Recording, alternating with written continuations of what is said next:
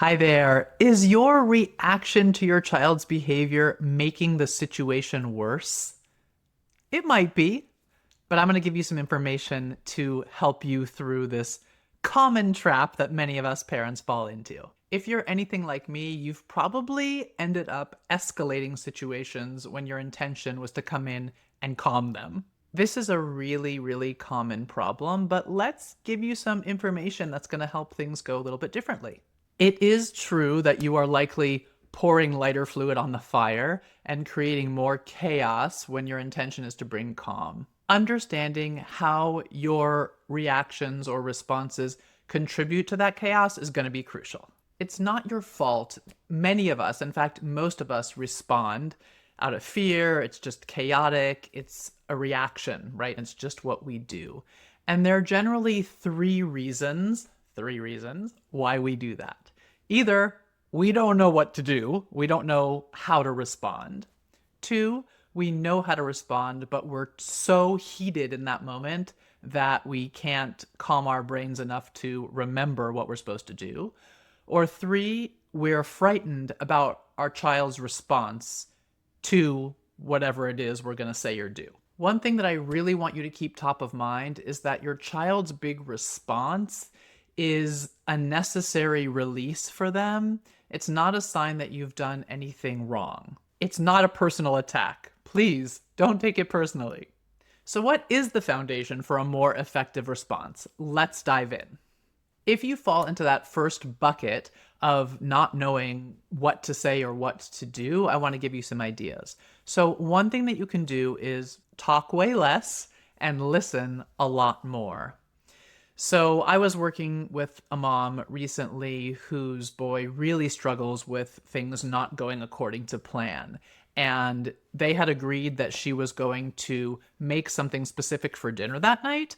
But as it turned out, her day got really busy. She didn't get to the store to get the ingredients that she needed. And so dinner was something different. Her boy was upset. But she remembered that her homework from me was to zip it. And rather than try to convince her child that it was okay that they were having something different, that he shouldn't be upset, that it was fine, that they would have the thing that he wanted another day, she remembered that it was okay for him to have his feelings, that in fact letting them out was going to bring peace much more quickly. She did stop talking. She did listen to the feelings. It was loud, it was messy, but she was very excited to come to me and say that after he had a big cry, he was actually able to sit and enjoy the dinner, and the rest of the evening went really, really well. Leading with empathy is also a strategy that you can use, and one way to do that is by responding first and foremost with the first 5 most important words that you can say. If you want to know what those are, go ahead and grab them in the link. I'm happy to share those with you. Most important, I want you to understand that small changes make a big difference, right? That mom just stopped talking. That wasn't a huge change. It made a huge difference. So trust your gut. You know best. And take little steps, one small change at a time. All right, so what if you fall into bucket number 2? That bucket being you know what to do, but you're so heated in the moment that you just can't implement, right? You can't recall the knowledge that you have. It's really, as we know, not enough to just know. We also have to have the confidence and the ability to actually use what we know in the heat of the moment. A mindset shift is going to help you immensely in this situation. If you can let go of this idea that you can control your child and work on controlling yourself instead, change becomes much more possible because we can't control anybody else, including our child, but we can absolutely change how we show up. The story that I shared earlier about that mom, she didn't do anything to change her child. She didn't do anything to control her child. She didn't try to make him feel one way or another way or make him eat something that he didn't want to. All she did is change what she did. And rather than talk, she listened and she got results. Little steps. And I want to tell you now, you will mess up. I mess up, you will mess up, it's okay. I like to think of mess ups as an opportunity to practice apology with our sweet boys. Great. They need to see that Even big, responsible people make mistakes. It doesn't make us a bad person, and they can then learn that they can make mistakes, and it doesn't make them bad people either.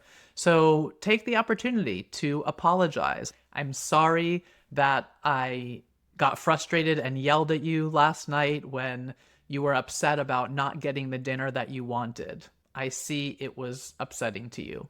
Next time, I'll listen to you. Something like that. Just really, really simple. In the moment strategies can also really change the game for you.